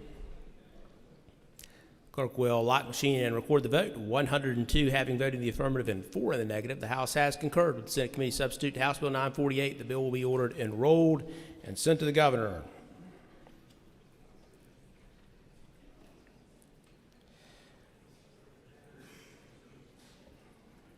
Members, the chair understands that the next round of Helene relief, the bill dealing with that issue, is almost ready, and chair understands from Representative Reeves he wishes to caucus that with his caucus. So the chair is going to give some time to do that. The Republicans will caucus as well. Chair believes Representative Gillespie will probably announce that. But what we will do to give adequate time for that, the chair will say it's 5 till 12 right now. So session will commence again. We'll go at ease until 12:30. And we will come back in at 12:30, believe it or not, right? Unless Representative Reeves tells the chair that they need more time, then of course we'll be so willing. Looks like Representative Cunningham's got something to say about time today. For what the purpose of the lady from Mecklenburg, Representative Cunningham, arise. Yes, sir, Mr. Speaker. So, I didn't have breakfast. I haven't had lunch. And that's why we're so unhealthy up here. We're very unstructured. We all need to be eating properly, and it's frankly time to have some lunch. So I would ask for us to have a little bit longer so I can go get lunch, and anybody else that want to eat can get some nutritious food in their body. Thank you, Mr. Speaker. The chair would give leave to the Democrats to go ahead and head home for the day, and we'll take up the rest of the business if the members so wish. There's one matter on the calendar that y'all don't need to worry about.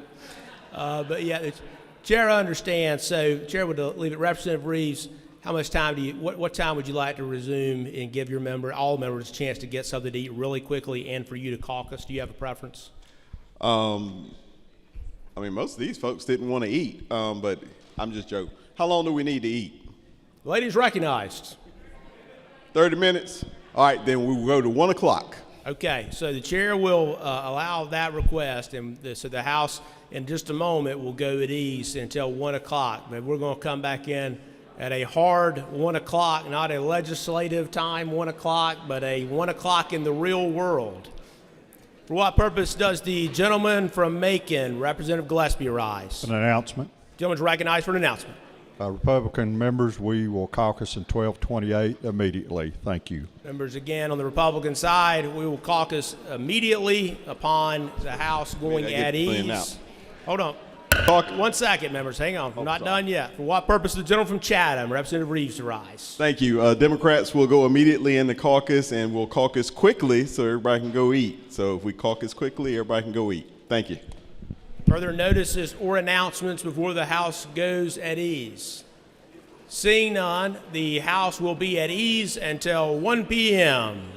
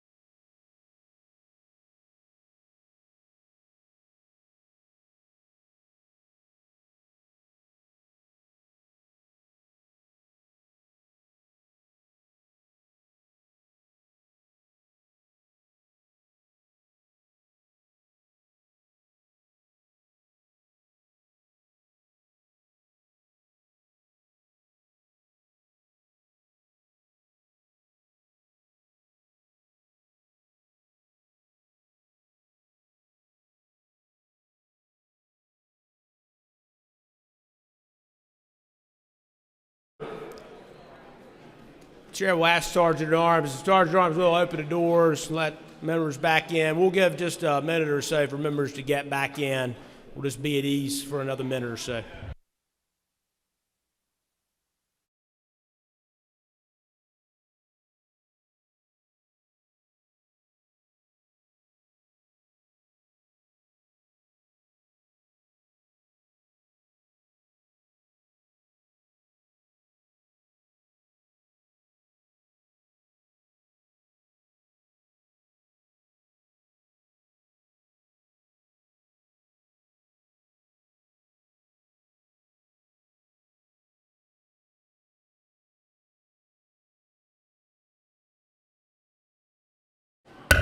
Okay, members, the House will come back to order. For what purpose does the gentleman from Stanley, Representative Honeycutt, arise? Thank you, Mr. Speaker. My apologies, but I would like my vote changed from aye to no on the PAVAC. Thank you, sir. So ordered, Mr. Clerk. Members, Chair has one other bill to add to today's calendar. Representative Reeves has been given a heads up. Senate, Mr. Clerk, Senate Bill 416, the conference report, is removed from the Rules Committee and will be calendared for today.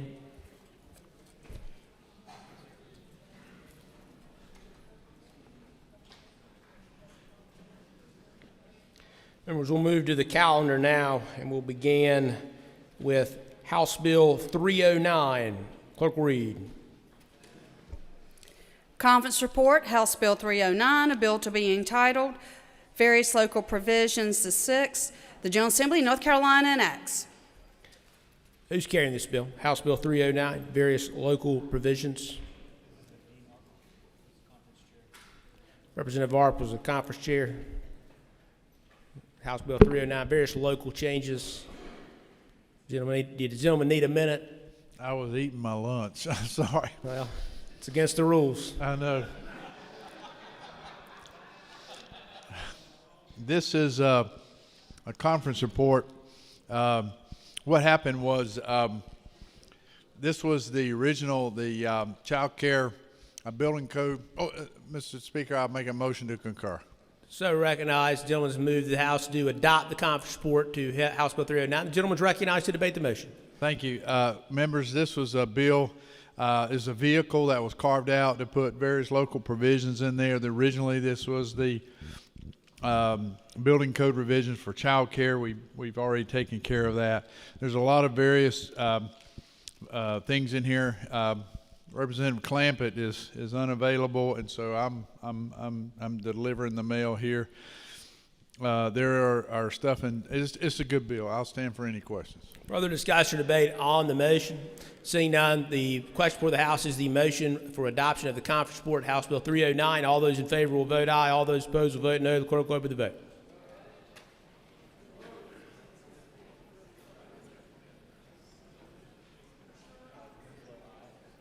Winslow, aye.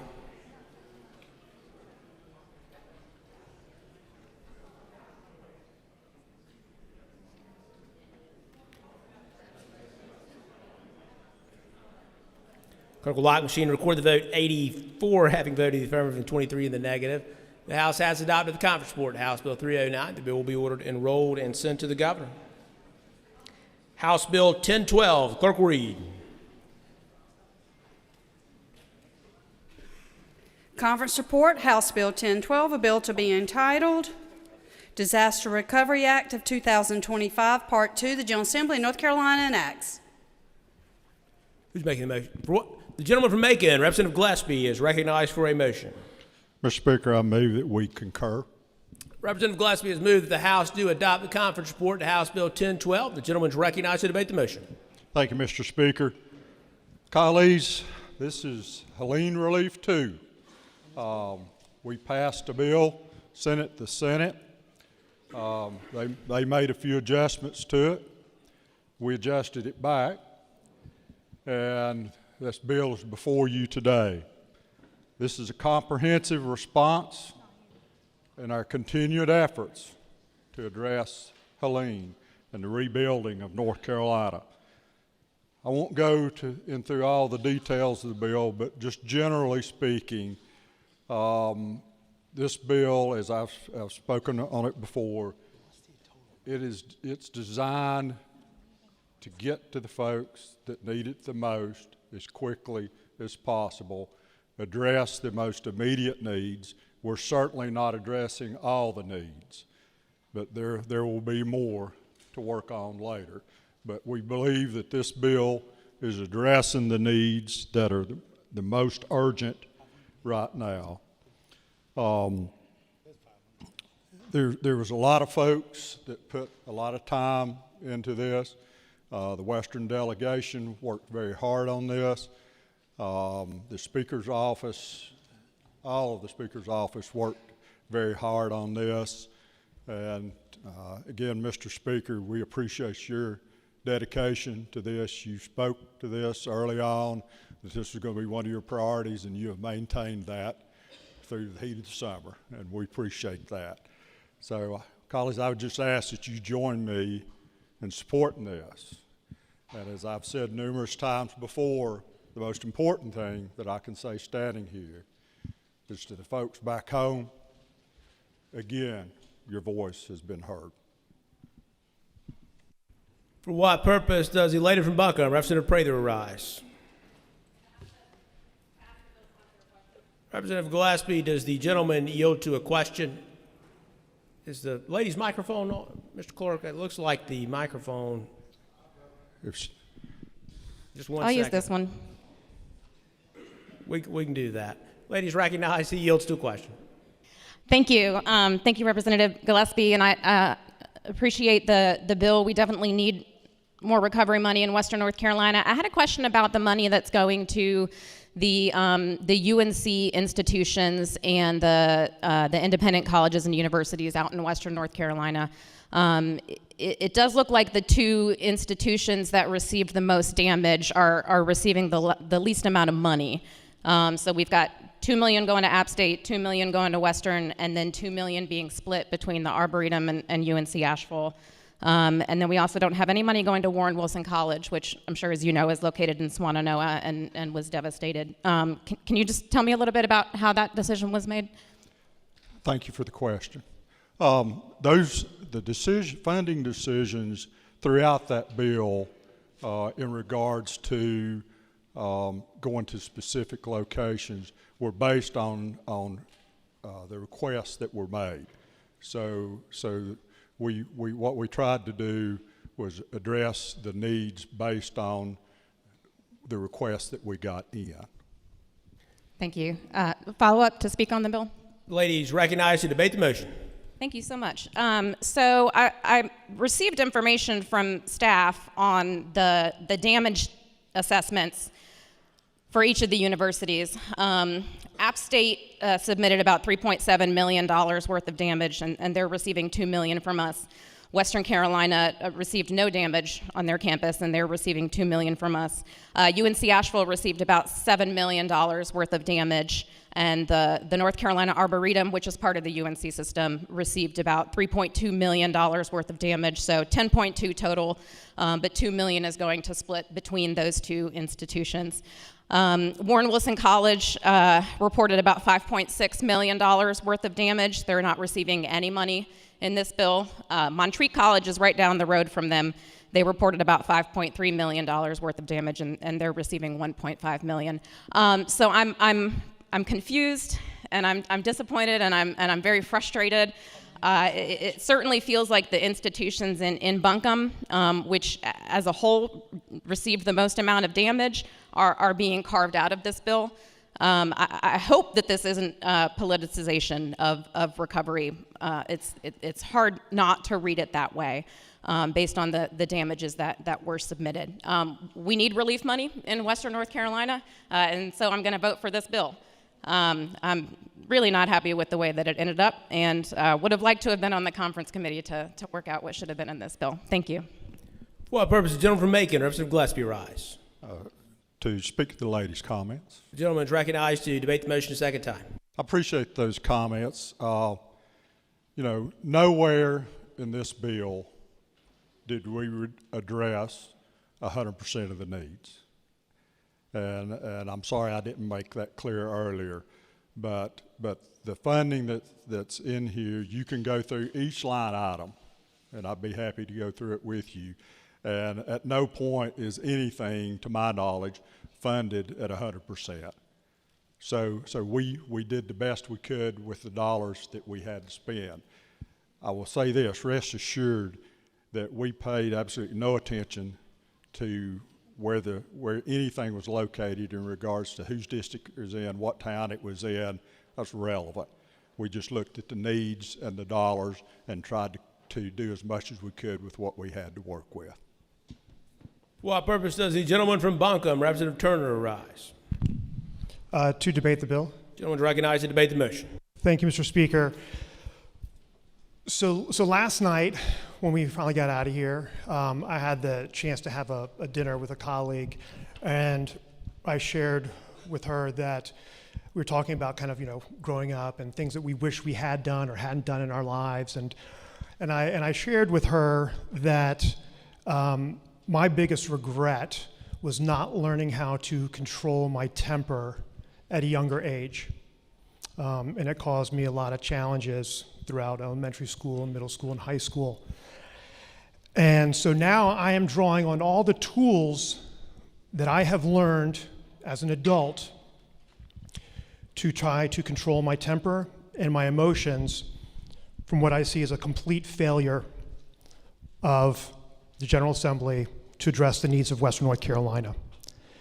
I do not want to diminish the work that Representative Gillespie and Green and others have done to help the impacted areas, but I still am having difficulty understanding why 9 months after the most devastating storm in North Carolina's history, and not just by a little, if you add up the next 4 most destructive storms in North Carolina's history, it's less than Helene. If you look at the top 5, Helene is more damaged than the next 4. That's what we're talking about. Asheville and Buncombe County went from the lowest unemployment rate in the state to the highest in a matter of hours. And we are still 9 months later, the second highest in the state. And that is because we have failed to provide support for our local businesses. Over 400 commercial buildings, many of them multi-tenant, and y'all know I'm a commercial broker in my day job, were destroyed. 400 commercial buildings were destroyed. So that's at least 400 businesses right there that all of a sudden had no place to operate out of. 80% of the River Arts District, one of the premier business and tourism areas of Asheville, 80% of it was wiped off the map. And if you took the time to visit or go down there, you could see rail cars that had been tossed like children's toys hundreds of feet from the tracks. Now, we are told that we can't give direct grants to businesses, that it's unconstitutional, that it just can't be done. Yet, in this bill that I will vote for, there are direct grants to private businesses in the western part of the state, but there is no small business grant program for the hundreds and thousands of businesses in Buncombe County and in other parts of western North Carolina that were harmed by Helene. Whether you like it or not, Asheville and Buncombe County is the economic engine of western North Carolina. And when you start to throw sand in the gears of that, the whole region will suffer. So when we talk about there's more to come, obviously not in the next 2 weeks, maybe not in the next 2 months, When we talk about there's more to come, for most of the small businesses that were impacted by this storm, it will come too late. And the ripple effects will be felt all across the region. So while this is part 2, and it will help, it is not the help we need. For what purpose does the gentleman from Buncombe, Representative Ager, rise? To speak to the conference report. Gentleman is recognized to debate the motion. Thank you, Mr. Speaker, and thank you, colleagues. Again, I rise in support of this bill. It is absolutely going to provide much needed funding for all of Western North Carolina. And that's a great thing. We certainly need it. But I do just want to echo what my colleagues have pointed out here, that first of all, it does look like there's some pork in this bill. And I think most of that came from the Senate, because I know that the bill we sent over to the Senate was a good bill, and I really appreciate the work that the representatives in the Western Caucus have done to make that a good bill. But there is certainly some pork in this bill that specifically cuts out, the middle of Western North Carolina, which was hit very hard. And so, we talk about how the story of this storm was the fact that people came together. It didn't really matter what party you were in. It didn't matter which church you went to. It didn't matter which t-ball team you played on. We all came together to help each other out. And that is the story of this storm. I just wish we could get that story down here to Raleigh in a way that would bring us all together to do the things that we need to do to support the people of Western North Carolina. My colleague mentioned that Asheville is the engine that drives the economic future of Western North Carolina. I can promise you that there's no county surrounding Buncombe that has an economic strategy if Asheville falls off the face of the earth. And there may be some dislike of Asheville's politics, but we need Asheville and Western North Carolina to survive. And so I would just call on my colleagues to vote on this bill, but also call on this body to not stop now. We have more work to do, and I look forward to working together to do that. For what purpose does the gentleman from Union, Representative Harper, rise? Speak to the bill. Gentleman is recognized to debate the motion. I would like to address our body here and just put everything in perspective regarding the Helene monies that the people of North Carolina are putting forward here. This bill allocates almost $900 million of state dollars, an additional $685 from the federal it appropriates. This bill puts almost $1.6 billion to the Helene relief efforts for our neighbors in Western North Carolina, coupled with the past $1.4 billion. I would submit to you that is significant. Not one teacher has been laid off for us to be able to do that. Not one person has been furloughed. This is a conscientious effort to meet the needs of our neighbors.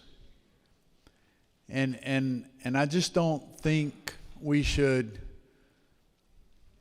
politicize or undermine the efforts of the entire state to help rebuild our friends and neighbors.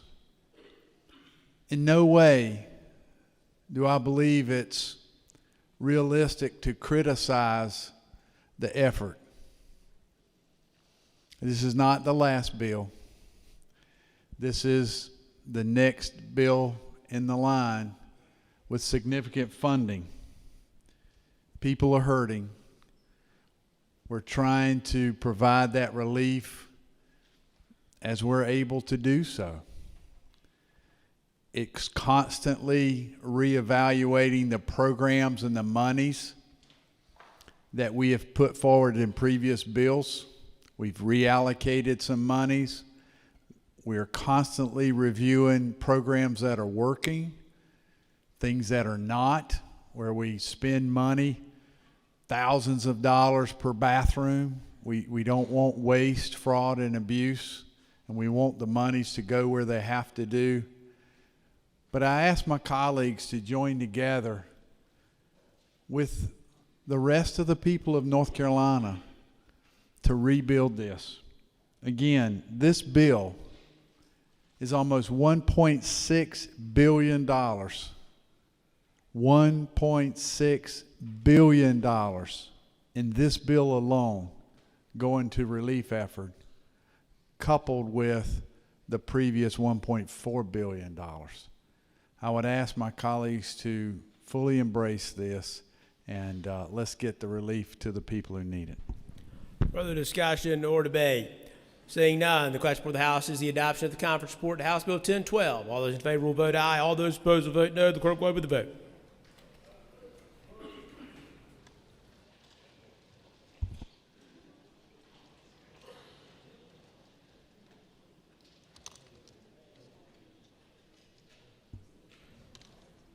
Clerk will lock the machine and record the vote. 109 having voted, none in the negative. The House has adopted the conference report to House Bill 1012, and the Senate shall be so notified.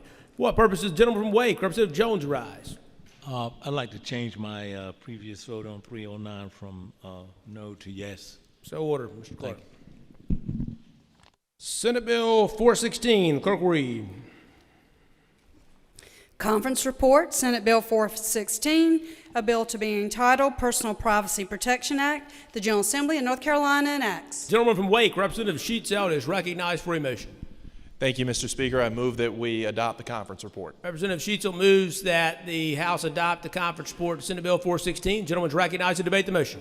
Thank you, Mr. Speaker. This is the bill we discussed and passed through here yesterday. The only change in the conference report is that the IOLTA language has been removed from the bill. Would ask for your support. Further discussion or debate on the motion. For what purpose, the lady from New Hanover, Representative Butler, rise. To ask the bill sponsor a question. Representative Sheetseld, gentleman yield. I do. He yields.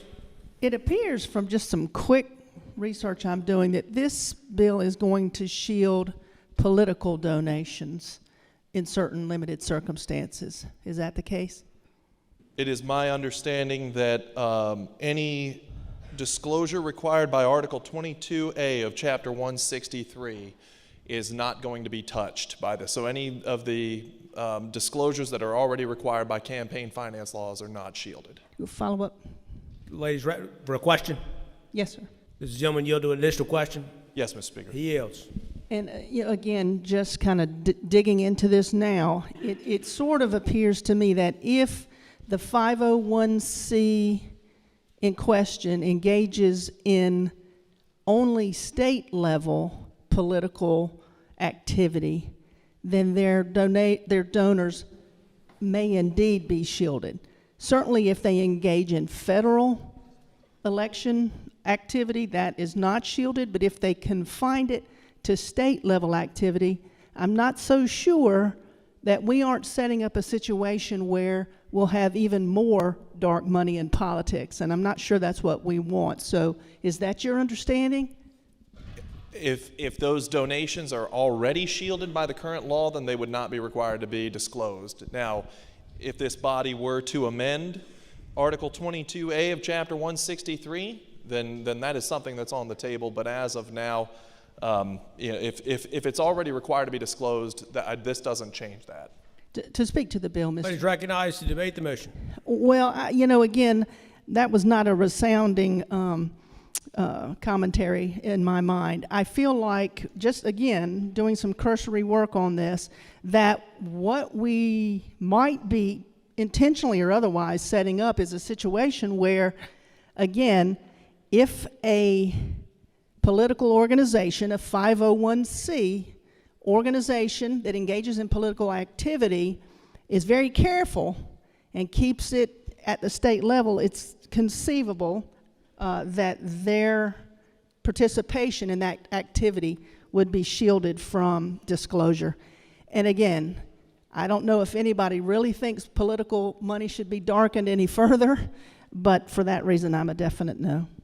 Further discussion or debate on the motion? Seeing none, the question for the House is the motion for adoption of the conference report to Senate Bill 416. All those in favor will vote aye. All those opposed will vote no. The clerk will open the vote.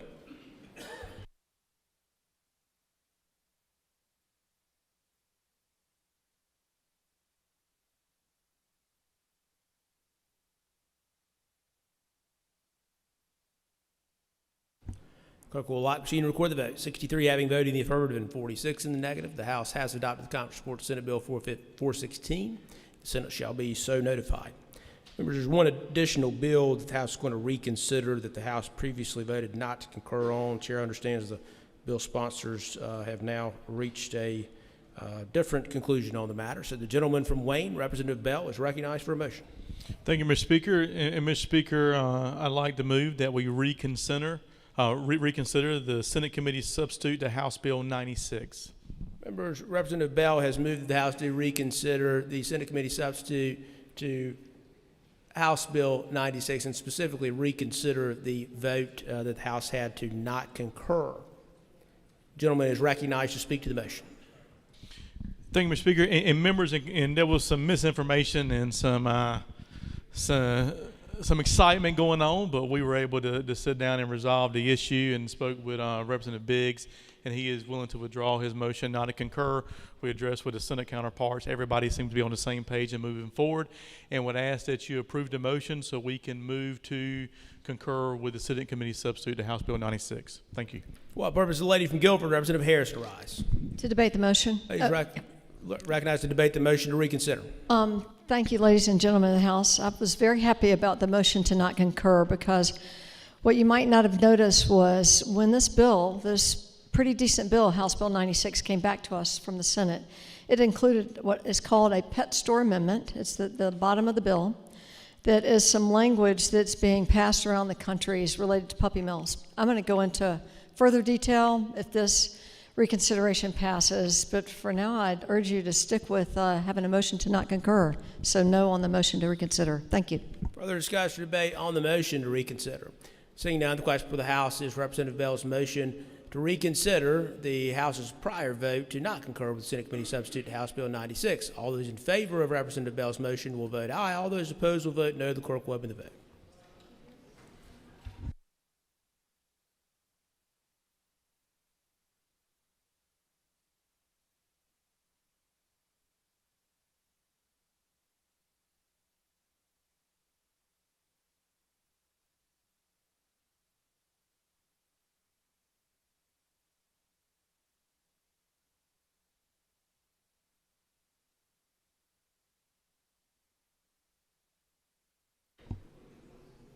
Clerk will lock the machine and record the vote. 73 having voted the affirmative and 36 in the negative. The motion carries. The gentleman from Wayne, Representative Bell, is recognized for a motion. Thank you, Mr. Speaker. I move that the House do concur with the Senate Committee substitute to House Bill 96. Representative Bell has moved that the House do concur with the Senate Committee substitute to House Bill 96. The lady from Guilford, Representative Harrison, is recognized to debate the motion. Thank you, Mr. Speaker. Ladies and gentlemen in the House, as I previewed, there's a provision at the end of the bill related to pet shops. And what you may not know is this is identical to language that a company called Petland that operates out of Ohio but has stores around the country. And they are pushing this language at every state to provide immunity for pet shops that they do business with, that often do business with puppy mills, that will prohibit local governments from providing any protection. And if they want, local governments want to enact ordinances related to puppy mills, this will preempt it. And I think might remember that the Attorney General's issued a warning about this last month related to these illegal puppy mills. So I think that this is a provision that should have been debated in a committee, but not just slipped onto the bottom of a conference report and sent back to us. It is very troubling, and the consequences will be bad for a lot of animals. So I urge you to vote no. For what purpose, the lady from New Hanover, Representative Butler, rise. To speak on the bill. Ladies recognized to debate the motion.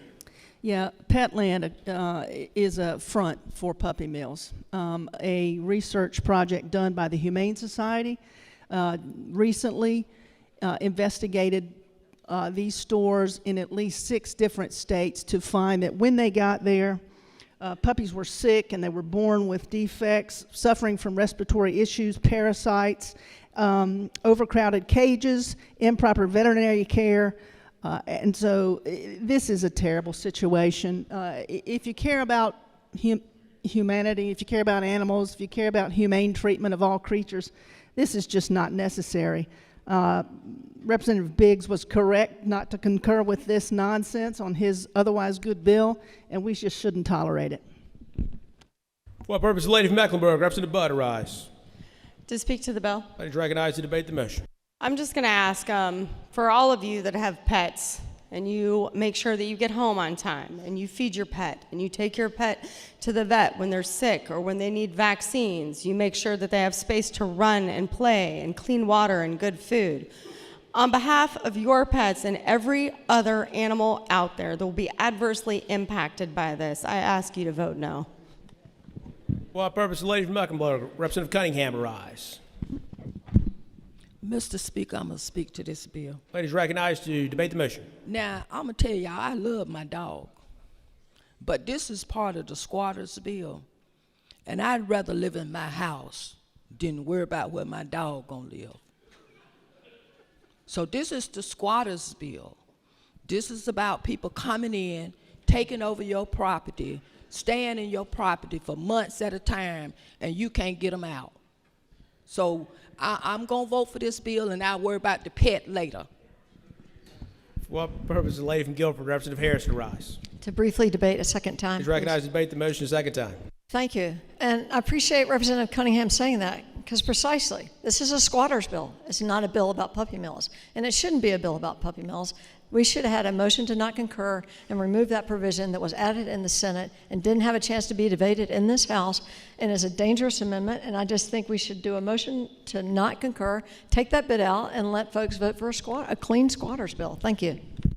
Further discussion, debate on the motion. Seeing none, the question for the House is the motion to concur with the Senate Committee Substitute to House Bill 96. All those in favor will vote aye. All those opposed will vote no. The clerk will open the vote.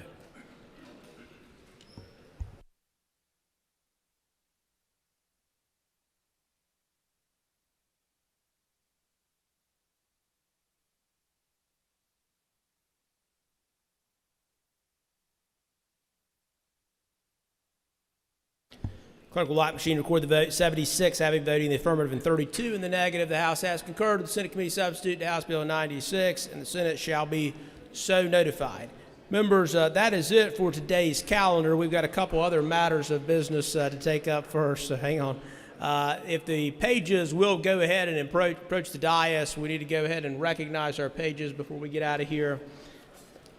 Mr. Clerk, a couple of procedural matters. Chair orders that House Bill 576 and House Bill 1012 be sent to the governor via special messenger.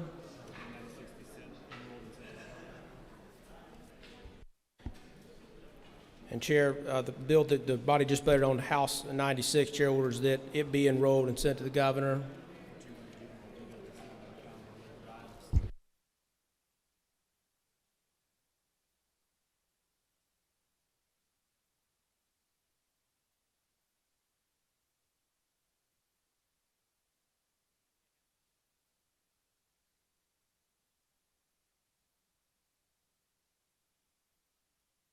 Okay, pages, hope you've enjoyed your week here. We're going to go ahead and recognize you guys. Madam Clerk, if you will, tell us who our pages are.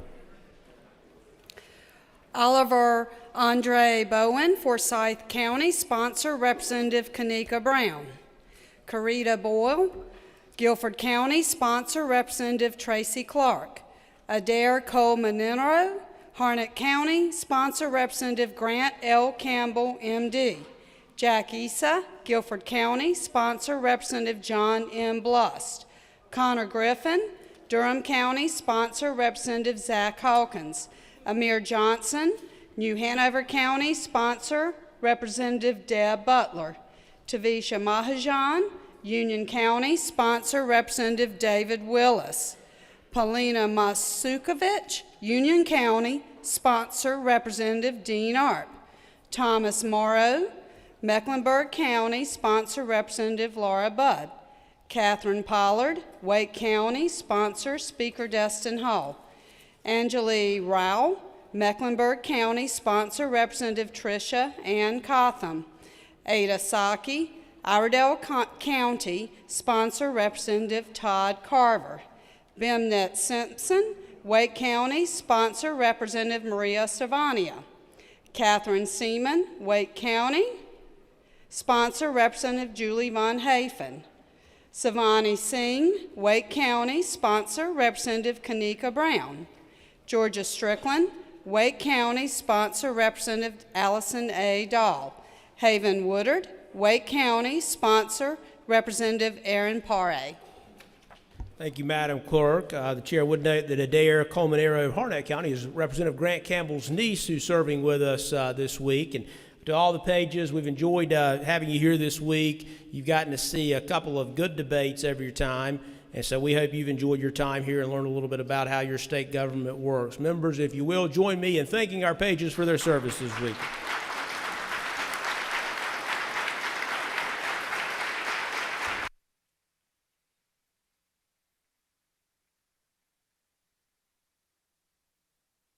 Pages, you may return to your post.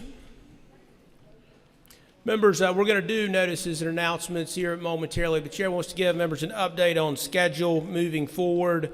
So the first thing the chair would say is there will be no recorded votes on the floor for the next 2 weeks, meaning next week and the following full week. You're completely safe. Chair understands maybe a vacation since Representative Ball mentioned yesterday, so you're good. And anybody else, not picking on you, but whoever is doing that, for the next 2 weeks, you go do whatever you want to do. There will be no votes again next week or the following week. In the meantime, the body will be in skeletal session, which means technically we have every 3 days somebody comes in and gavels out. But again, there's no votes during the next 2 weeks. Likely sometime tomorrow or Monday, I will get with Representative Reeves. He and I have discussed this a little bit already, and try to give him a forecast for at least the coming months of dates that we will possibly have votes. And so I anticipate the body having notice of the upcoming votes anyway, sometime early this coming week. So watch your email inbox. Again, no votes the next 2 weeks. Hope to have at least a forecast of dates that you need to have blocked off your calendar for the time period after the next 2 weeks. Any questions about those instructions on schedule? Again, Chair will update the body as soon as the Chair gets some more specifics on that, but you're safe for the next 2 weeks. Any notices or announcements? For what purposes, the gentleman from Guilford, Representative Quick, rise. A point of personal privilege. Gentleman's recognized for a point of personal privilege. I just wanted to personally give a shout out to my legislative assistant, who tomorrow night will receive in Greensboro an award being recognized as one of 40 leaders under 40 years old. And since she's my daughter, I think I should be congratulating myself on raising one of 40 leaders under 40. Thank you very much.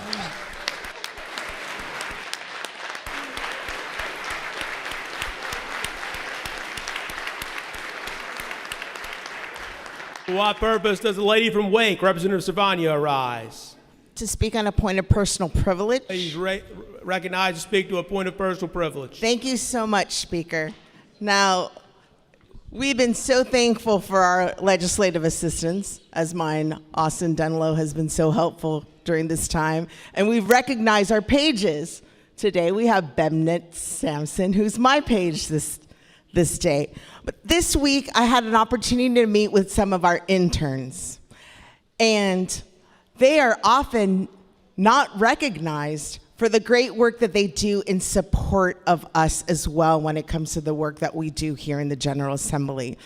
And I didn't get to meet with all of them, but I did want to recognize the ones that I did meet with them and thank them so much for their fresh perspectives and their young eyes when it comes to the work that we do. So thank you so much, Emma Rice, Autumn Walzer, Taylor Benfield, Adam Burchell, Sierra Everly, Catherine Foltz, Claire Grittenman, Himesh Koffel, Sarah Manis, Sarah Mitchell, Jocelyn Ciaramento Garcia, Gabriel Walsh, Joshua Anderson, and my own intern, Evan Pantry. Thank you so much for your commitment and work to North Carolina.